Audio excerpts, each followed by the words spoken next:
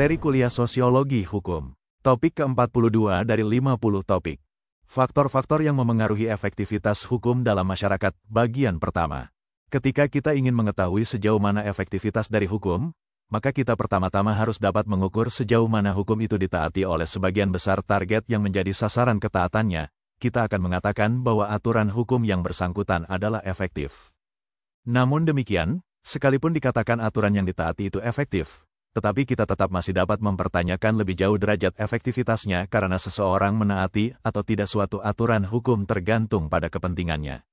Sebagaimana yang telah diungkapkan sebelumnya, bahwa kepentingan itu ada bermacam-macam, di antaranya yang bersifat compliance, identification, internalization.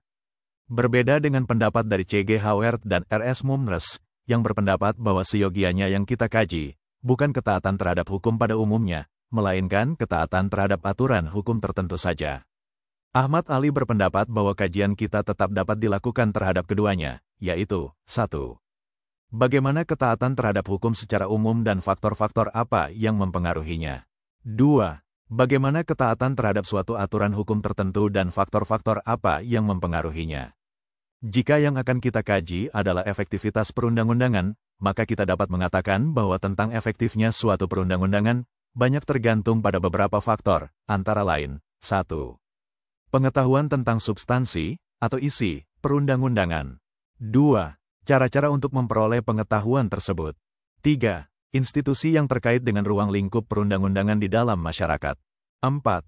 Bagaimana proses lahirnya suatu perundang-undangan yang tidak boleh dilahirkan secara tergesa-gesa untuk kepentingan instan atau sesaat, yang diistilahkan oleh Gunnar Myrdal sebagai sweep legislation atau undang-undang sapu yang memiliki kualitas buruk dan tidak sesuai dengan kebutuhan masyarakat.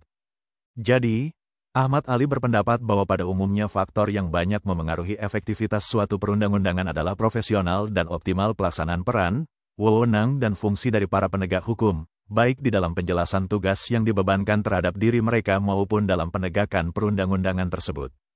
Sedangkan Surjono Sukanto menggunakan tolak ukur efektivitas dalam penegakan hukum pada 5 hal, yakni faktor hukumnya sendiri, faktor penegak hukum, faktor sarana atau fasilitas, faktor masyarakat dan faktor kebudayaan. Ketika kita mengatakan bahwa suatu aturan hukum sudah efektif, berarti hukum itu berfungsi dalam masyarakat.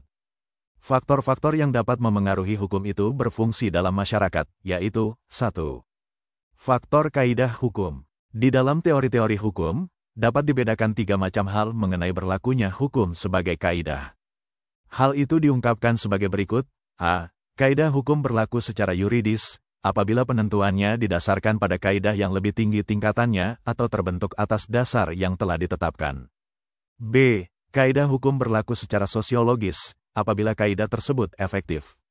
Artinya, kaidah dimaksud dapat dipaksakan berlakunya oleh penguasa walaupun tidak diterima oleh warga masyarakat, teori kekuasaan, atau kaidah itu berlaku karena adanya pengakuan dari masyarakat.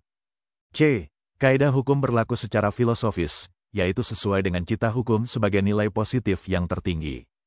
Kalau dikaji secara mendalam, agar hukum itu berfungsi maka setiap kaidah hukum harus memenuhi ketiga macam unsur di atas. Sebab, 1. Bila kaidah hukum hanya berlaku secara yuridis, ada kemungkinan kaidah itu merupakan kaidah mati.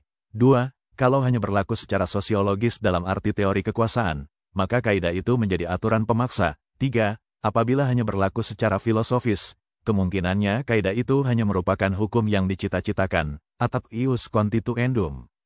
Berdasarkan penjelasan di atas, tampak betapa rumitnya persoalan efektivitas hukum di Indonesia. Oleh karena itu, agar suatu kaidah hukum atau peraturan tertulis benar-benar berfungsi, senantiasa dapat dikembalikan kepada 4 faktor yang telah disebutkan. 2. Faktor penegak hukum. Penegak hukum atau orang yang bertugas menerapkan hukum mencakup ruang lingkup yang sangat luas, sebab menyangkut petugas pada strata atas, menengah, dan bawah. Artinya, di dalam melaksanakan tugas-tugas penerapan hukum, petugas seyogianya harus memiliki suatu pedoman, di antaranya peraturan tertulis tertentu yang mencakup ruang lingkup tugas-tugasnya. Di dalam hal penegak hukum dimaksud, kemungkinan petugas penegak hukum menghadapi hal-hal sebagai berikut. A. Sampai sejauh mana petugas terikat dari peraturan-peraturan yang ada. B. Sampai batas-batas mana petugas berkenan memberikan kebijakan. C. Teladan macam apakah yang sebaiknya diberikan oleh petugas kepada masyarakat. D. Sampai sejauh manakah derajat sinkronisasi penugasan-penugasan yang diberikan kepada para petugas sehingga memberikan batas-batas yang tegas pada wewenangnya. Contoh kasus, di berbagai ibu kota provinsi Indonesia, misalnya Palembang, jarang sekali terlihat diambilnya tindakan terhadap pejalan kaki yang seenaknya menyeberang jalan. Kalau terjadi kecelakaan lalu lintas, ada kecenderungan yang sangat kuat bahwa yang mengemudikan kendaraan bermotor yang ditindak. Padahal ada peraturan-peraturan yang dikenakan terhadap para pejalan kaki, yaitu Pasal 9 dan Pasal 10 Peraturan Pemerintah Nomor 38 Tahun 1951. Di dalam Pasal 108 dari Peraturan Pemerintah tersebut, ada ancaman hukuman terhadap pelanggar Pasal 9 dan 10 Ayat 2, yang oleh Undang-Undang Nomor 3 Tahun 1965 diklasifikasi sebagai peristiwa atau tindak pidana pelanggaran. Entah mengapa petugas lalu lintas di wilayah ini hampir-hampir tidak pernah menerapkan ketentuan-ketentuan tersebut, akan tetapi lebih cenderung untuk menerapkan Pasal 359 dan 360 KUHP terhadap pengemudi kendaraan bermotor apabila terjadi kecelakaan lalu lintas yang melibatkan tabrakan antara kendaraan bermotor dan pejalan kaki.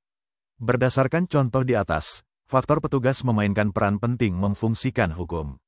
Kalau peraturan sudah baik, tetapi kualitas penegak hukum rendah, maka akan ada masalah. Demikian pula sebaliknya, apabila peraturan buruk, sedangkan kualitas penegak hukumnya baik, mungkin pula timbul masalah-masalah. 3. Faktor sarana, fasilitas. Fasilitas atau sarana amat penting untuk mengefektifkan suatu aturan tertentu. Ruang lingkup sarana dimaksud yaitu sarana fisik yang berfungsi sebagai faktor pendukung. Misalnya, bila tidak ada kertas dan karbon yang cukup serta mesin tik yang cukup baik, bagaimana petugas dapat membuat berita acara mengenai suatu kejahatan? Bagaimana polisi dapat bekerja dengan baik apabila tidak dilengkapi dengan kendaraan dan alat-alat komunikasi yang proporsional? Kalau peralatan dimaksud sudah ada, faktor-faktor pemeliharaannya juga memegang peran yang sangat penting. Memang sering terjadi bahwa suatu peraturan sudah difungsikan, padahal fasilitasnya belum tersedia lengkap. Peraturan yang semula bertujuan untuk memperlancar proses, malahan mengakibatkan terjadinya kemacetan. Mungkin ada baiknya, ketika hendak menerapkan suatu peraturan secara resmi ataupun memberikan tugas kepada petugas, dipikirkan mengenai fasilitas-fasilitas yang berpatokan kepada a. Apa yang sudah ada, dipelihara terus agar setiap saat berfungsi. b. Apa yang belum ada, perlu diadakan dengan memperhitungkan jangka waktu pengadaannya. c. Apa yang kurang, perlu dilengkapi. d. Apa yang telah rusak, diperbaiki atau diganti. e. Apa yang macet dilancarkan. F. Apa yang telah mundur, ditingkatkan. 4.